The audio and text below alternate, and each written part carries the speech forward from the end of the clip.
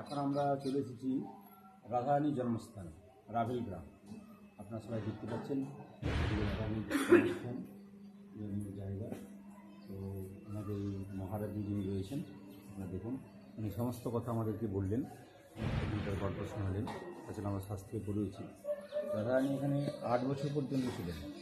8 বছর পর কংসের অত্যাচারের ভয়ে আর কি রাধারানী এখান থেকে বর্ষানা গ্রামে নিয়ে যাওয়া হয়। এবং এটা একটা বহুদিনের আমাদের ঐতিহ্য এবং রাধারানী এখানে জন্মগ্রহণ করেছেন। বড় ভাগ্যবান আমরা যেখানে পৌঁছতে পেরেছি। এবং আপনারা অনেকে এসেছেন, আগামীতে যারা আসবেন তারা অবশ্যই এই স্থান দর্শন করুন।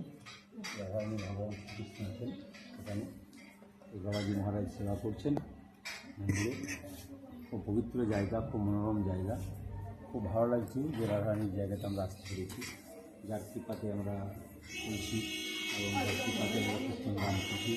আপনার সবাই ভালো থাকুন, খুশি থাকুন। রাধারানীর কৃপা হোক। রাধে রাধে রাধে রাধে রাধে রাধে রাধে রাধে।